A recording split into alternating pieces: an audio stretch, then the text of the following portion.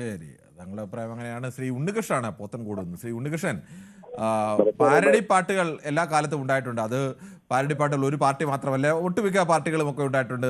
Parody പാട്ടുകൾ ഇങ്ങനെ record ചെയ്തിടുന്ന അല്ലാതെ നാട്ടിൻപുറത്തൊക്കെ ആണെങ്കിൽ പല പ്രധാനപ്പെട്ട പാട്ടുകളെയും തെറിപ്പാട്ടുകൾ പോലും ആക്കുന്നത്. അതൊക്കെ നാട്ടിലൊക്കെ ഇങ്ങനെ കേൾക്കുന്നതാണ്. അവിടെയൊന്നും ആരും ഇതിനെ ഒന്നും ഇത് മതവികാരം വ്രണപ്പെട്ടു എന്ന് പറഞ്ഞിട്ടില്ല. കേരളത്തിൽ മതവികാരം വ്രണപ്പെട്ടു എന്ന് ഒരു പരാതി വരുമ്പോൾ ആ പരാതിക്ക് പിന്തുണയുമായി ഒരു CPM-ന്റെ നേതാവ് നിൽക്കുന്നത് എത്രത്തോളം അപമാനകരമാണ്.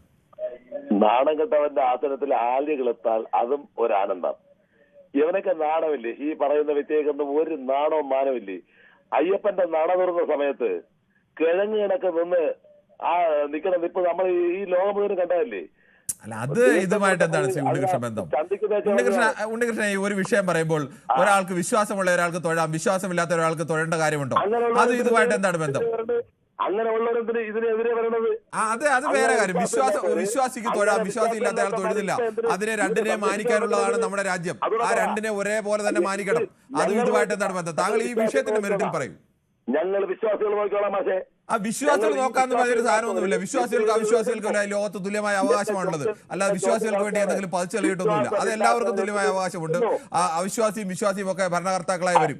ഇന്ത്യ ഭരിച്ചിട്ടുള്ള കൂടുതൽ പേരും അവിശ്വാസികളായ ആളുകളൊക്കെ ഒരുപാട് പേർ ഭരിച്ചിട്ടുണ്ട്. എന്നിട്ടൊന്നും സംഭവിച്ചിട്ടില്ല. വിശ്വാസം ഇല്ലാത്ത ഇവന്മാരെന്തിനെ എതിർക്കണേ? അത് ചോദിച്ചു. അല്ല, അത് ഈ മറ്റേ അമ്പലത്തിന് മുന്നിൽ നിന്ന് തൊഴുതില്ല എന്ന് പറയേണ്ട കാര്യവും അത് ഇതുമായി ബന്ധപ്പെട്ട കാര്യമല്ല ശ്രീ ഉണ്ണികൃഷ്ണൻ. ഞാൻ കറക്റ്റല്ലേ ചോദിച്ചേ? വിശ്വാസമില്ലാത്ത എവരെന്തിനെ എതിർക്കുന്നത്? അല്ല, അത് ചോദിച്ചോ?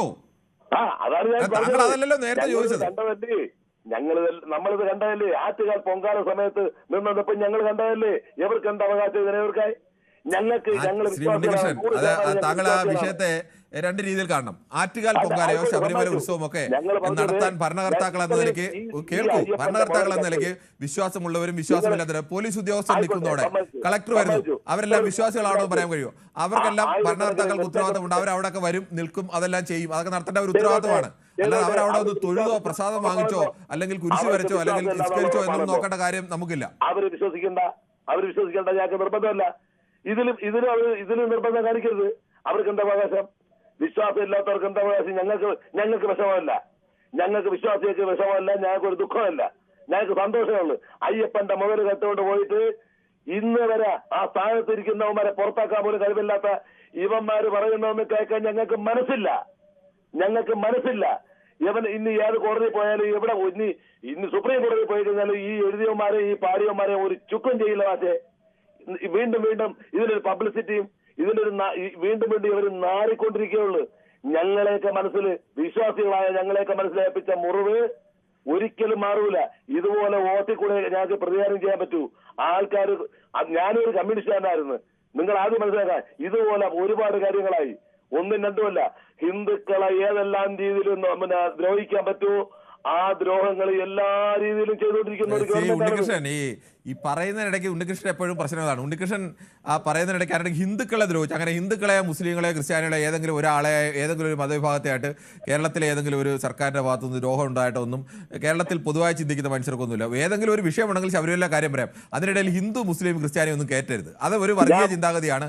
അത്തരം ചിന്താഗതി പാടില്ല. ഒരിക്കലും അല്ല.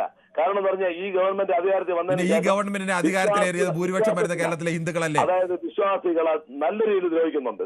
ശ്രീ ഉണ്ണികൃഷ്ണൻ, ഒരു സംശയം ചോദിച്ചോട്ടെ? എവിടെയെല്ലാം അവസരം കിട്ടും അവിടെ എല്ലാവരും നമുക്കിട്ട് പണിയുന്നുണ്ട്. നമ്മളത് കാണുന്നതാണ്. ശ്രീ ഉണ്ണികൃഷ്ണൻ, ഒരു സംശയം ചോദിച്ചോട്ടെ? എന്റെ ഞാൻ പറഞ്ഞു, അല്ലാതെ ഞാൻ ഗവൺമെന്റിനെ കുറ്റപ്പെടുത്തല്ലോ. അല്ല, ഒരു സംശയം ചോദിച്ചോട്ടെ?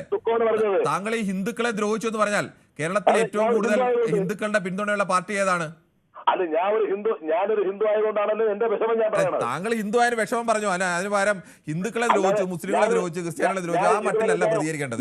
വിഷയത്തിന്റെ മെറിറ്റിൽ സംസാരിക്കണം. ഇതുവരെ ഞാൻ ഒരു പാർട്ടിയുടെ പേരെടുത്ത് പറഞ്ഞിട്ടില്ല. ഞാനൊരു ഹിന്ദു ആയതുകൊണ്ട് ഈ വിശ്വാസങ്ങളെ ഇത്രയും ദ്രോഹിക്കുന്നതിന് എനിക്ക് വിഷമമുണ്ടെന്നാണ് ഞാൻ പറഞ്ഞുകൊണ്ടിരിക്കുന്നത്. ശരി, താങ്കളുടെ അഭിപ്രായം